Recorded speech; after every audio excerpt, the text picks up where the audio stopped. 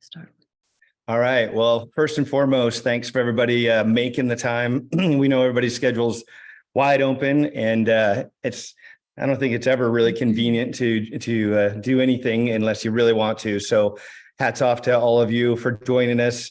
Looks like we got a great crew and know a lot of you, but some of them we don't know. So we're Steve and Denise Hatch. Our passion and power and purpose is helping riders and people become their best. So we've done that throughout our whole careers and continue to, and the Power of the Mind's an extension of that.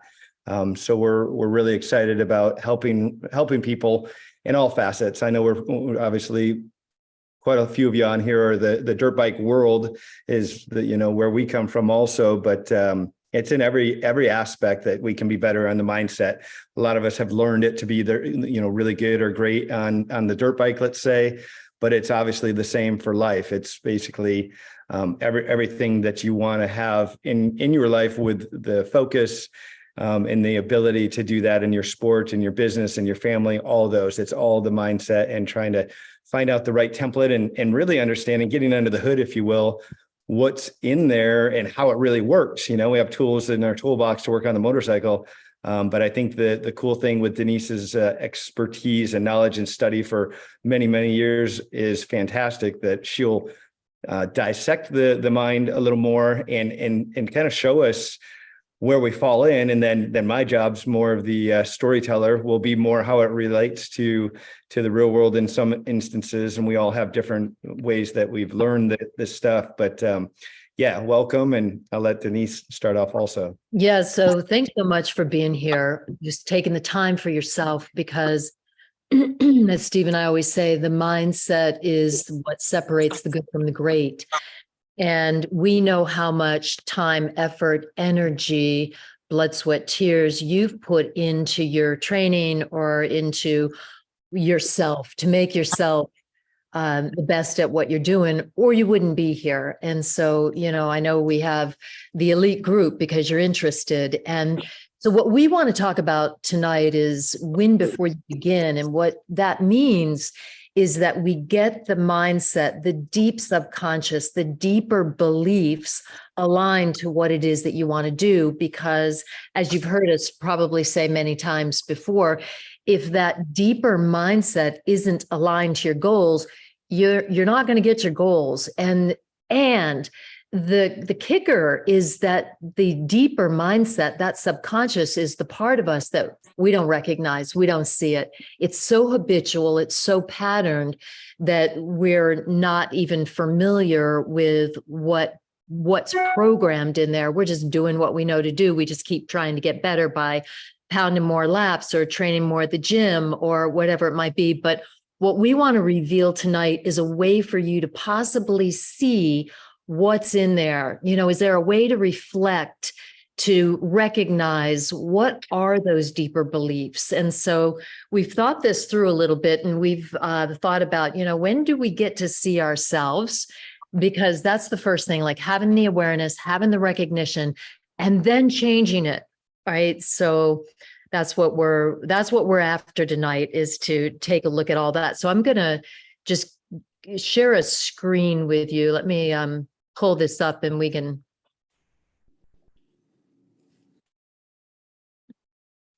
There's the video one. You don't want that one here. Want that one. Trying to figure out how to let people into Zoom. Glenda, if you have any ideas, and run it. And have this going on at the same time. So I'm going to keep this small for now, just until people get on. But this is about winning before you begin. And what that means is that you already have the mindset of winning. It's the louder voice. It's the piece of the subconscious that goes, yes, I can, rather than the unconscious that's going, no, I really don't have what it takes. No, I didn't train enough. No, whatever it is that we do to ourselves. And that's what we want to have you recognize tonight, because the louder voice, the predominant voice, is the voice that's going to predict the outcome. It's just the way it is. So what we're going to cover tonight, and thanks so much for being here, because we want the best for you. That's why we're doing this. We want to see you guys thrive. We want to see you win. We want to see you get your goals, as do we. I mean, we're always working with various coaches to get our own goals.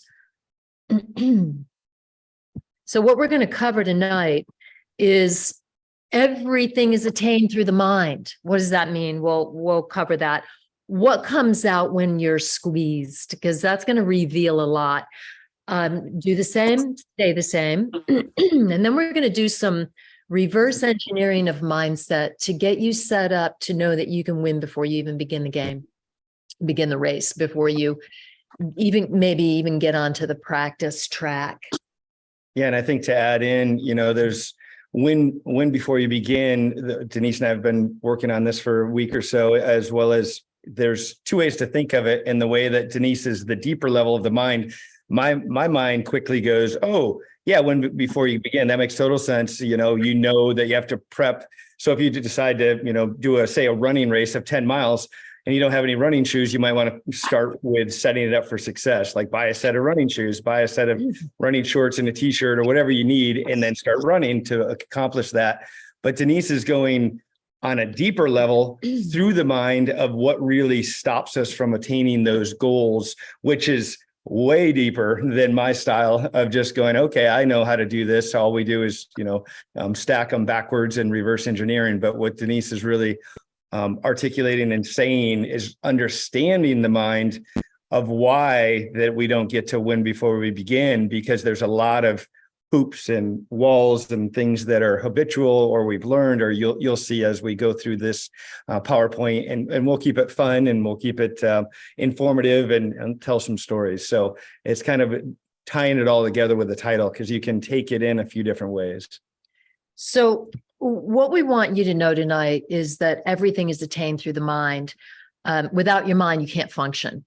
And to know your mind then is really the best practice. And so when you think about, that everything that happens to us, within us, around us, is all based on how our mind is processing it. So in other words, anything that's happening out here can't create happiness or unhappiness. It happens in here. It first begins in our own mind, right? So look, if you were to go get an operation, Taylor, you get the anesthesiologist puts you under, right? And then it basically is disconnecting the mind. It's rendering the mind unconscious. So you have no pain, you have no pleasure, you have no remembrance of what happened. Like, that's what we're talking about with how important the mind is, and how on are we mentally? How conscious and aware are we living our lives and bringing ourselves to our practices, to our racing, to our businesses, to our relationships, to what it is that we want to create in our lives. And so the very thing that if somebody's unmuted, if you would just mute yourself. Might be right here. Hit your left. If you just hit your left bottom microphone, it'll mute you. Okay. And so the thing that we want you to understand is that each of us processes things differently based on our mind. So for instance, like something that might affect me might just completely pass Steve. He might not even be affected by it, right? And that's just based on what I've learned, what I've experienced, the way that my mind is working, the way I perceive things. Okay. I think we got on the mute. So what you see right here, I just drew a little diagram to show you that your thinking mind is 2 to 12% of your mind's ability, like so small. The way we think through something, and I'll let Steve explain that on the bikes in just a moment, is a very small part of our mind. the subconscious mind, which we're addressing tonight, is 88 to 92% of your mind's ability. It's actually where imagination happens. It's why Einstein said imagination is more powerful than thinking, right? So in the imaginative mind or the subconscious mind, you have all these positive and negative programs already in place. And when I say program, it's something that you have repeated over and over. So for instance, when you practice, it's your repeating skills, what you're thinking most often, your predominant thoughts are habitual. So now at our age, for all of us, maybe not Jack, that's the good news, Jack, is that we've got all of these positive and negative programs already in that deeper mind. Oh, good catch. One of our lights is falling over. We saved it. Good move. It's all good. So there's a positive. In the line in between, what you see is the conscious critical mechanism. That's the line that's formed at about teenage age. And so basically everything that we've learned already is already in here as habit or pattern. And the only way to change these negative patterns in the subconscious mind now at our age is to get through that critical faculty. And we call that like going through the doorway of the conscious to the subconscious to be able to make the changes. That happens 4 times during our day. Right before you go to sleep, right when you wake up, when you're in physical demand on the body, training, racing, when you're in relaxation. I use a lot of that with clients. And then finally in highly emotionalized states, happy, sad, glad, all the states that we experience, that doorway can be open. And so what you're saying to yourself at that point, or what you're practicing during those times, or what your environment is saying to you during those times is really critical because it's programming at that deeper level. Yeah. And to add it in, and we got a little video here too, but the main thing that many riders, I know a lot of you on here are riders, and I was the same. I did it. I don't want to say it's wrong because it's what you do, but we're usually better. Most riders are usually better in practice than they are in the race. But in practice, when you're doing it habitually and working on a skill, say you're trying to wheelie a log or do a double jump, that's your conscious thinking mind. That's like, okay, I'm going around the corner. I have to hit the jump 3rd gear pin on a 350 to get enough speed and distance to land on the down on the back of the double, let's say. So with that, that's your thinking conscious mind, the 2 to 12%, like Denise has in the top right here. Your subconscious mind, as you can see, is way, way, way bigger. And that is when you actually are in a race or you're in a heightened state of actual skills have to be habitual. So the way I like to think of it, just simplistically, is the conscious mind. When you're a kid and you have to tie your shoes, you have to think about how to tie your shoe. Once you get good at it, which doesn't take you very long, a few years, let's say 2 or 3 years, when you're 2 or 3 years old, it becomes habitual or subconscious where you can tie your shoe without even thinking about it. So one of the things we're going to show just briefly, and I know on Instagram was part of this video, but it really dissects the difference between those two and when they're important or not. So we'll play this little quick video. Okay, have a look. Steve Hatch. Welcome to Steve Hatch Racing. Maybe not. Maybe not. Hold everything. Let's hit that and then big.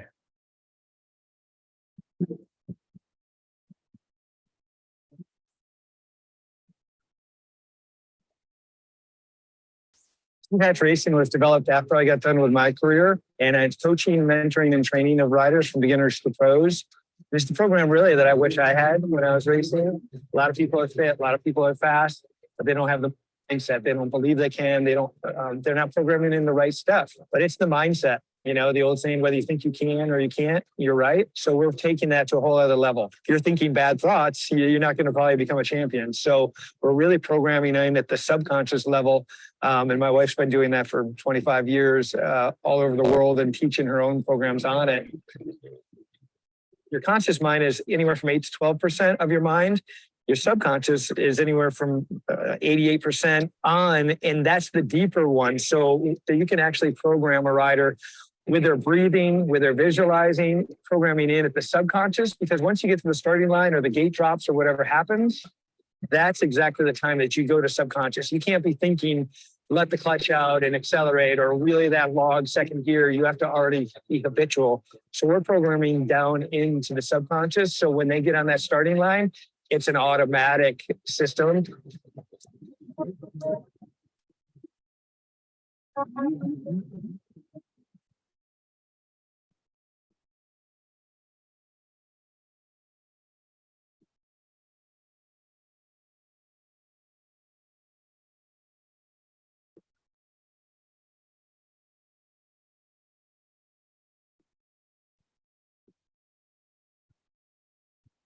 So there you have it. Big hand for Steve Hatch.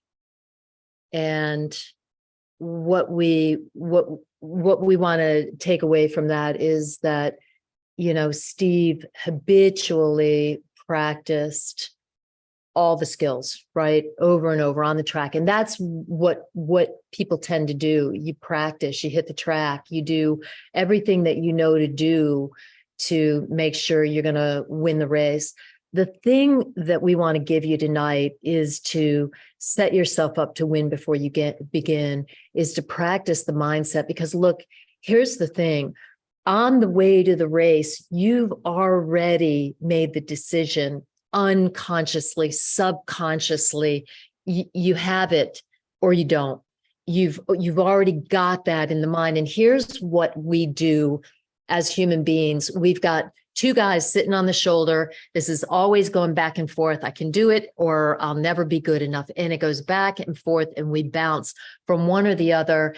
And, what's the most predominant voice? What voice is the loudest? That's what we want to figure out tonight. And what is that voice?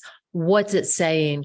What is it saying most often that's creating the habit at the subconscious level? What do you really believe about yourself? Because while we're on the way to the race and we might go, yeah, got this. This is going to be a really good race. There could be something deeper going on going, yeah, well, I didn't really practice much this week, or my bike isn't, suspension isn't really set up. What's happening? And one of the, I just want to tell a quick story about one of our riders who's just had a hell of a time with suspension this year and has been off the mark in the results that she could get. And then she came away with not having the suspension right and won a race. And I said, well, what'd you do different? And she just said, I'd had enough. Like I had made it up in my, I had finally decided in my mind, I can do this even with the suspension. So, it takes getting to that point of believing in oneself so fully. And then, one of the questions I always ask is, what are we really capable of? How much power do we really have mentally? And I think that, the way neuroscience is today and what we're starting to understand with neuroscience, we're just beginning to tap the potential of the human brain and the human mind, which I see as a little bit different. The brain being the organ, the mind being all the other parts, the emotions, the beliefs, and everything that runs that brain. I think to add in too is a good point on exactly this. When Denise and I came together before we got married and 25 years ago, when I was explaining that I raced motorcycles and when I would win by 2 or 3 minutes in a GNCC or a big race, it was usually because I got taken out in the first turn or I was angry or something had happened that really made me fiery. And when I was fiery, I'd win. So I told her that. She's like, that's just silly. Why would you do that? Why would you need somebody to take you out or you to crash or to break something on the bike to be fiery, to ride at your full potential? So kind of like Denise is saying, we're working on tonight, programming in at a deeper level where you win before you begin. Like I should have been riding like I could after I got taken out before the race even started. And that's what we end up doing. We end up taking like a light switch. You can flick it on, you can flick it off. with the mind, just like a riding or a race. When the flag goes or the gate drops, you're flicking on your speed and going as fast as you can. The mind's the exact same way. So that's a good part of point, that it's combined with those two, guys. The positive one, Steve, you got this. The other one, Steve, you're terrible. Where you at? Right? We all have those. That's just our humanness. Even the top best athletes and business people and people in the world have that. It's like Denise always says, which one do you feed, or which one do you listen to? That really matters, or let scream in your ear. Lane Shaw, is it all right if I share the question that you shared with me when we spoke last week? Yes, ma'am.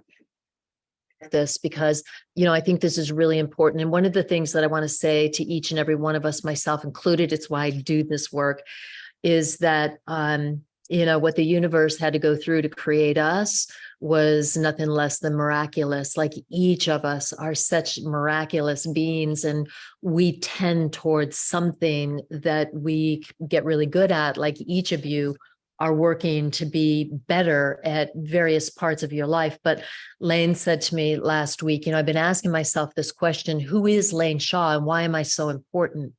And I invite each and every one of you to ask yourself that question: who am I, and why am I so important? Because what Steve's talking about, like, if we know why we're doing this, why are you working so hard at this? Why are you here tonight? Why are you investing the time, resources, and such to be better at what you do? Why? Because I think if we know that the answer to that, why, we're going to show up with that light switch turned on. Like, there's going to be a deeper reason for me in doing what I do. And I'm going to know that before I go in. So it's not going to take somebody taking you out in the first turn. It's like, by the time I line up on that line, or by the time I'm ready to do that business deal or whatever it is, like, I've already understood in my own mind why this is so important. That's just one of the things that I really appreciated hearing Lane say that. And, there was a couple points during Lane's season, by the way, where he had to pull that out. Like, there's points at which you're like, Ryan Sipes said during his season one year, like, that's it, I'm quitting, I'm going to work for Home Depot. Like, we get there, right? We get fed up. We get the wind taken out of our sails sometimes, and you got to remember why. You got to remember why to stay in the game, and you got to remember why to stay at the top of your game. And I think, real quick to add in, Lane Shaw, who's on here with us, he does the 450 Supercross. So that class is obviously stacked, gnarly. And I think it's one of those things that the perseverance of the individual is one thing, which I think, everybody that's even on this right now has the commitment, if you will. But I think moreover, what Denise and I are talking about a lot, to win before you begin. I always thought, in a lot of my races, probably 90% of all the wins I had were in usually muddy, terrible, horrific conditions: hail, sleet, mud, rain, snow. And I would pre-program myself mentally. I didn't probably realize I was doing it when I was younger, to know that I was going to be on that hill upside down with a bike on me and 100 riders stuck. And I was going to use the muscle and the energy to get it out. And not only that, but get back to the top of the hill, whether I was in first place or 51st place, and keep fighting always till you get to wherever you can. And at the end of the day, or at the end of the season, you go, all right, did I literally do everything I could when I knew it was going to get tough? So I think that's, it's a cool question that Lane had. Like, you got to know that before, or if you come up with why you're doing it, is such a bigger drive and purpose, and really a solid stake in the ground of why you're pushing so hard for all of it. For sure. And, one of the very human, it touches all of us, a very human condition, is that we can fall to insignificance or not enough or whatever it might be in moments. And those moments happen most often when we're squeezed. And we're going to talk about that in just a minute. But It's not something that just happens to us occasionally. It's something that happens to everybody on the planet. It is just being human, and in this body, we have those moments. So if we can recognize them, and we can recognize that that's the small part of ourself, then we can go to this bigger part of ourself. Like, I am miraculous. I have been given this life. So what am I going to create in it? And how good am I going to be at what I'm doing? So let me go back to the screen share. I just want to show you Beth Thompson email. Sorry, Beth. This we've talked about a bit, because this is how you're going to recognize what's going on in there. So what do you get when you squeeze an orange? You get orange juice, right? But what do you get when you squeeze yourself? Steve wanted to put this picture in. So Steve, tell about this picture. Sorry, all you young ones, but the older people on here will get it. So this was Star Wars. Probably all of you have heard of the movie, but this was from the first one years ago. And it's basically, they're in some sewage container thing, and the walls are literally closing in and going to squish them. So they're trying to pry metal bars and different stuff. But I remember as a kid going, wow, that was a crazy scene. And this feels like when life happens, right? Whether you're racing and it's just a tough day at the office and you keep getting knocked down, or life, or, anything and everything. So Denise said that on squeezing the orange. And I'm like, oh, you got to put in the squeezing room of Star Wars where it's going to squish these three characters. And they were actually slipped out with 2 feet to spare. But I remember seeing it as a youngster and going, that's gnarly. And that's kind of life. We get squeezed.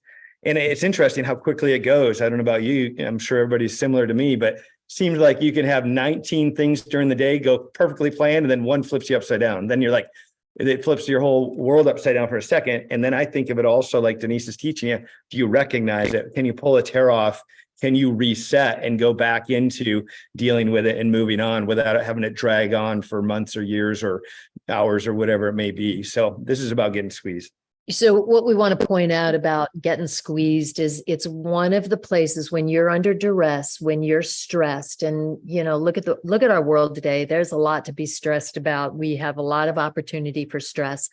When you up level yourself, you go from one class of racing to the next class of racing, or you've got a business program you've got to do, or you're trying to get this relationship, or anything that's outside of what's familiar to you can be a squeeze of yourself. Those are the places where you get squeezed. And this is what we want to ask you. What happens to you? We want you to recognize this over the next period of time. What happens to you when you get squeezed? What is your response? I can tell you one is your autonomic nervous system is a fight, flight, or freeze. Do you fight? Do you run? Or do you just freeze and you can't have any response at all? But there's something else that's going on. And this is what we want to bring your attention to, because this is one of the great ways. If you don't have a coach to reflect this to you, and this is what we do as mindset coaches, if you don't have a way to get this reflected, this is one of the ways you can see it in yourself is when you're getting squeezed under stress and duress, what's coming out. So for me, I said to Steve, well, what do you think you do? And I said to him, I get agitated, and it's usually most often at him. I just get agitated. Right. And so if he's in my field, like he gets the brunt of it.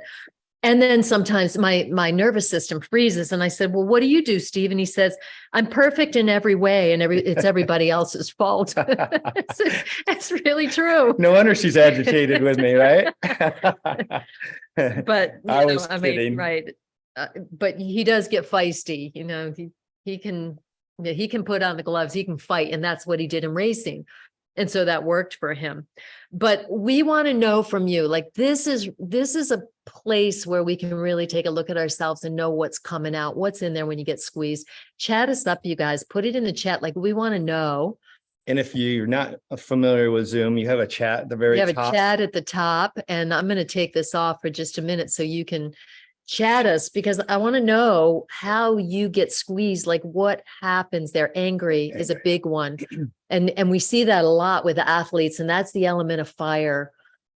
Yeah, And- Matt, good one. And I think sometimes, like Denise mentioned, if it happens to pertain to how you get in a situation and it's maybe a good, I don't want to say a good thing, but some people will just really, freeze or run. So if you're a racer, as most of you are on here, that angry can help, because that person that's not going to, hit you down. I had on the back of my pants back in the day at times, because everybody thought I was a little wild with a number one, wild one on the back. Because I was like, they think I'm going to take them out a little crazy. Good. Because I will. I'll take us both out right before the finish to win the race. So a little bit of that chaos and scaredness of your competitors, or, having them wonder what you're up to, is a good thing. So, angry or feisty, all of them. So we see shut down, get real quiet, and tend to withdraw. I can do that too. That's a big one. Hustle, sometimes too much. Yeah, doing too much, right? That's also a big one. We do more rather than pause to take a look at what's happening. We shop, we drink, there's so many different ways in which we respond to stress. But look, this is what we want you to understand, that the mind goes here and there and will continually burn us in its own creations. Like we are constantly getting burned in our own mind's creations. And what we tend to do is go, well, and we point the finger out there and we go, if that didn't happen over there. But what I want to really point out tonight is, like, when one finger is out there, three are pointing back, right? And so take a look at what your mind is perceiving as is happening out there. It's our own mind's creation. Always. It's our own mind's perception. And if we can purify the pathway of perception, and look, the best way to do that is to keep your mind in a positive place, because if you can keep positive, then your mind is going to be pure, it's going to be strong, and it's going to be powerful.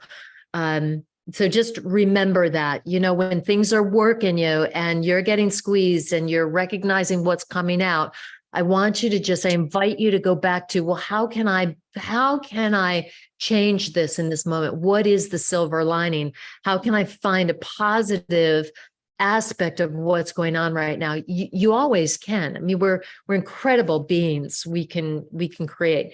Did you want to add to that? Yeah, I think, like Denise says also a lot, is that first thing is to recognize it, right? We just think it's only us, or we don't realize that it's a human condition. Or, one of the best classes I took in college was psychology. I was like, wow, everybody thinks like this, or everybody's brain's similar. We have all those same fight, flight, or, freeze type of mechanisms. So I think the first thing, because life's going to happen, racing is going to happen, everything's going to happen, and it's hopefully good, but sometimes it's not. So do you recognize when it isn't? And I think that's the biggest thing. If you can recognize it and just be more aware, it's like we all say, the mind expanded to new dimensions never goes back to the original size or shape. So these are all extensions of expanding the mind, just like you do working on a motorcycle, expanding how to wheelie over a log, or working on these things. Same thing. It's the discipline to understand them, break them apart, and then use these tools to fix them or to work on them. And, our minds have infinite power. We're infinitely powerful. And the quickest way to our goal is by letting go of the old thought and adopting a new one. So when you experience yourself as squeezed and you recognize the patterns, and look, you've got to be really vigilant and aware about what's going on to see it, because they're hidden to us. You want to know, ask your partner, really. You want to know, ask your mindset coach. You want to know, get our videos off, what we did online of Power of the Mind. Those 3 programs are really powerful to help you dig deep into, what do I think predominantly? How do I change to get more quickly to our goals? And then there's the training camps that Steve has where we work together. So one of the things that we're going to do for you guys tonight is to give you a discount on these programs, because we want you to have them and we want you to be with us when you can be. because we can see, I can see him better than he can see himself, and he can see me sometimes better than I can see myself, which isn't very comfortable at times. But the thing that we want to show you here is that, look, if you're gonna do the same, you're gonna stay the same. And we tend to do the things that are comfortable, that are habitual, that we know that's within our box of comfort. But where we're going to make the change is not inside this little wheel. It's actually on the outside of the wheel. It's actually on the outside of the box. It's doing the things that make us uncomfortable. It's doing the things, as Steve says, we're not good at. It's practicing our weaknesses. It's looking at the places and being willing to change the things about us that are actually keeping us really stuck and the same. So if we're not getting to where we want to go, it's because we're not expanding into those places of discomfort. Really, we're not looking, we're not willing to look at what's keeping us there. And then we're not willing to change, to drop that old thought and adopt and address a new one predominantly. The old saying, right? Definition of insanity, doing the same thing over and over and over, expecting different results. And when you can get like that, I mean, I was 18 years on the factory team, and what worked for me on year 1, 2, or 3 on training and racing and how to win totally changed over that much time. And my body changed. My body probably got a little better on endurance rise just from getting a little older. The brain to begin with was definitely uncorked to begin with. Just go as fast as you can is all you know. But then that got obviously with Denise and working on it. And I worked on my body a lot back in the day with training wise, because I knew if I was more fit than anybody, that I was only racing a few guys that were as fit as I was. So it narrowed the field down in my mental mind. But once I really started digging in, and the mind's usually, it's the most needed and it's the last to be practiced or used or absorbed or studied. Like everybody here is curious about it and wants to know. That's fantastic. Because in my opinion, beginner, like a rider sequence, a beginner rider, if they have any talent at all, will probably win that C class. A little more talent, maybe the B, a little talent, start training a little, maybe the A. But at the AA or national AA or pro around the world, everybody's pretty much fast and fit and is almost as good as you can be. You could always be a little better, but 90% of it comes down to the mindset and what you're bringing in there for every race. And can you really play it and perform under pressure when it counts? Everybody's fast in their backyard. Everybody's, fast in the pits. It doesn't matter that they don't hand out any trophies for being fast in the pits or the parking lot or in the practice laps. You know what I mean? So the performance is where the mind comes in, and that's where our expertise, excitement comes from. Denise she doesn't say it often, but I will always. She was All-American diver and different things that takes total mindset and control in college and different things like that. So I think when you can conquer and work on the mind, people that are great on the mind usually will say, oh, well, it just comes naturally. Most of the time behind the scenes, they're studying it. It's just like a rider. Oh, I never ride. I just won the race. I haven't been on the bike in 7 months. Meanwhile, they've ridden, 2 hours every night for the last 7 months. So I think you have to work on it is the key, and treat it just like you do your body, or just like you do your race bike. You're going to wash it and take care of it. Same with the mind. You have to be working on it. And it's the biggest thing, especially as you go up the ranks in business or in sports, in my opinion. Yeah, agreed. And actually one of the reasons I got here to want to teach this was because in my sport, as a diver, sometimes we were on the 30-foot platforms, and I'd seen some injuries and fear crept in. It was an emotion I had never experienced until, I don't know, I might have been about 21 and had my first experience of real fear, like I wasn't going to be able to do this, and I didn't know what to do with it. And I remember going to my coach and going, I'm experiencing, like, because I was the person that would go, he'd say, throw a 3.5 twists, and I go, okay, call me out. And, that's where they go, hup, and you look for the water. But if you've ever landed on water from 30 feet, it hurts. And I started to get fearful, and I wouldn't do that anymore. And so when I spoke to my coach, I could see it in him, like, well, I don't know what to do with that. It was kind of like, well, just go, get up there and do what you do. And there wasn't anybody that could help me through that. I didn't know how to get through that to the other side.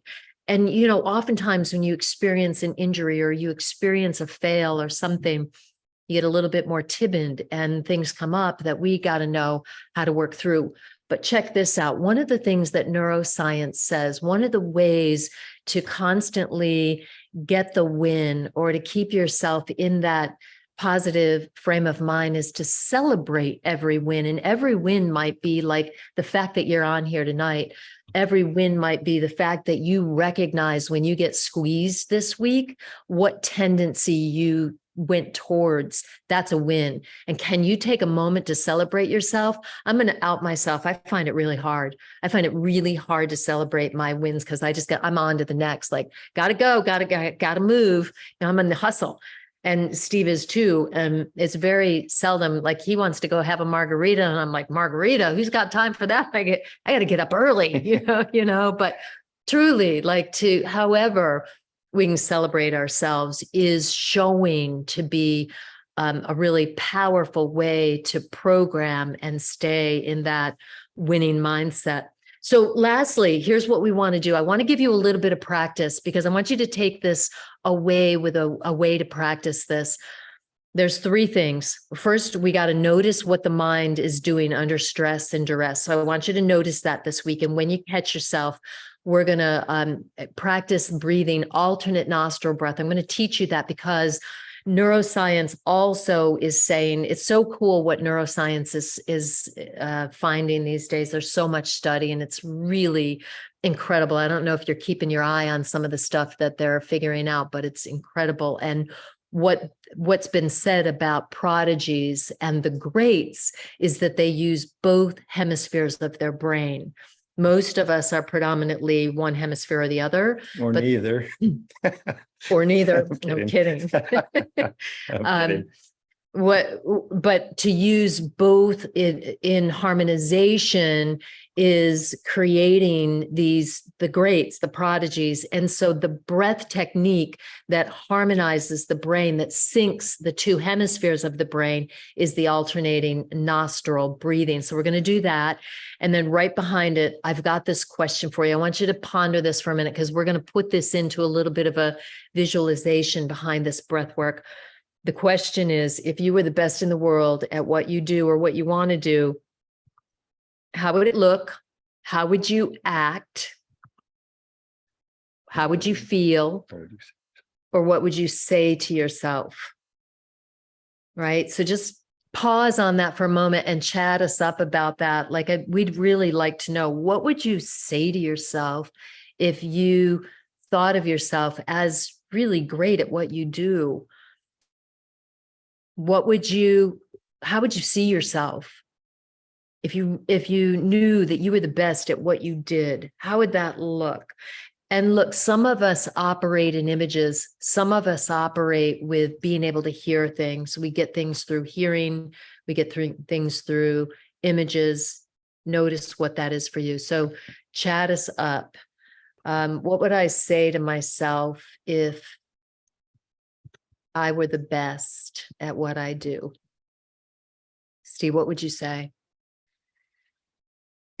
I know what it is. Never, ever. Yeah. Never, ever doubt whoever you will, but never, ever doubt yourself. So I think I would say my commitment and my steadfast determination will allow me to be the best, or I am the best because of that.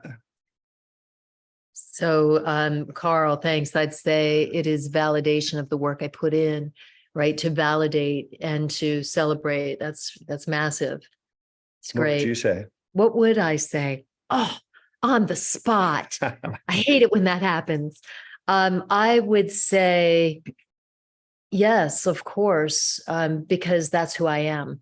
And, I do a lot of study in mind, and I do it with some of the best scholars in the world. And, so I study the ancients and the sages and saints and what they know. And the way they describe things is that we all have this small self, our relative self, that thinks that it's the part of us that can think that we're not enough, but we also have this part of us that is already divine. It's the life we've been given. And so if we can just move that small part of us out of the way, and we can remember that, we're nothing but that which created us. We are part of creation. So can I operate out of that? Like, I'm here to be in my greatness, not my smallness. And I have to remind myself of that all the time. And the greats that I have had the ability to talk to and ask them this question, they say the same thing. They have to move that small part of them out of the way all the time, and to remind themselves what they are capable of. I want to see what else. I saw another chat here. I would say validation. Anybody got anything else? What do you say? So let's do this practice, because I want to get to some questions. And here's what we're going to do. I use a thumb and a ring finger. You can use just a thumb. You can use just a first finger. But what we're going to do is alternate between nostrils. Every 2.5 hours, one nostril is more predominant than the other. One's more blocked. That's telling you which hemisphere of the brain is on task. So what we're going to do is use both nostrils to get both hemispheres of the brain harmonized. Ring finger and thumb, or whatever you want to use, sit deep in your chair. We're going to cover the right nostril first. Cover your right nostril. Exhale out your left nostril and inhale through the left. Cover your left nostril. Exhale out the right. Fully. Inhale through the right. At the top of the breath, switch. Cover the right, exhale left. Inhale left.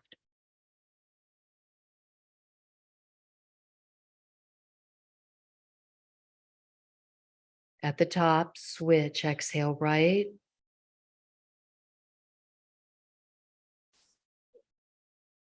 Inhale right.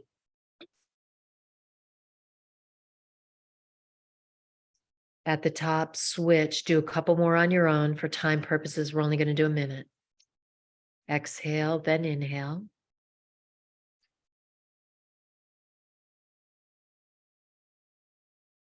Alternate at the top.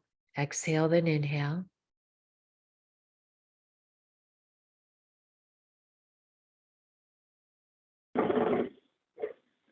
On your next exhalation, exhale all the way to the bottom. Release your hands. Close your eyes if they're not. Just close your eyes for a moment.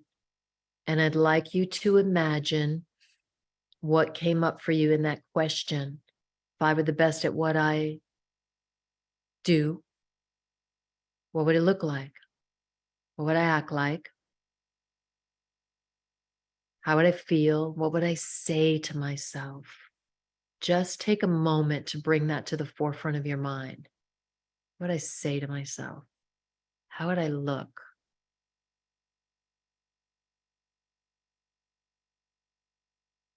What might I do differently?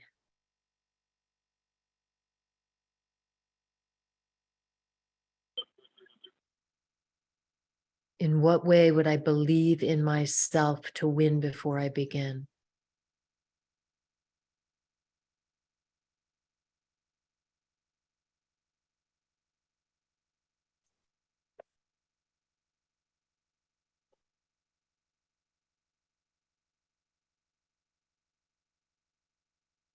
Keep your breath deep, even, and steady as you take another moment.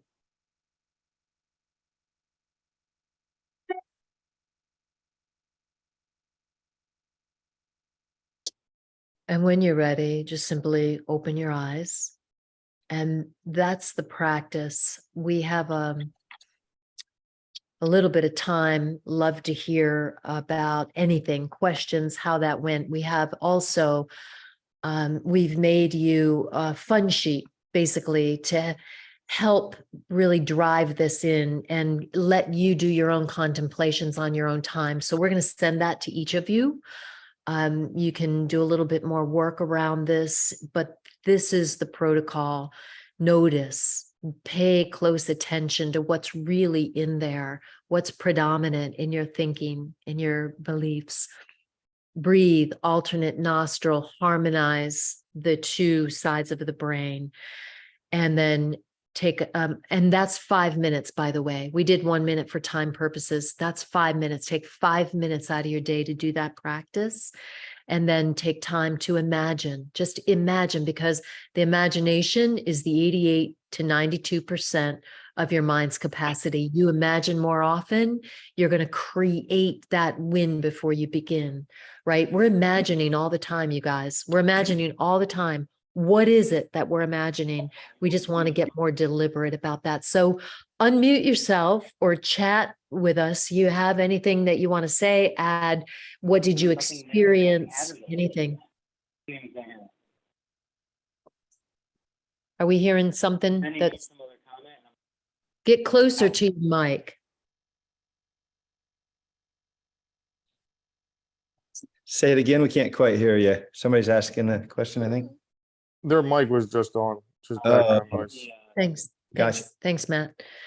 So that's the practice, you guys. And look, here's the deal, is that you know, we're what's in the comfort zone, and I know from all of you, you know, what's in the comfort zone is to do what we do. We pound laps, we have to, right? We train at the gym, and we have to. I do too. We eat as well as we can eat. We have to. I have to, or you know, it'd get out of control fast.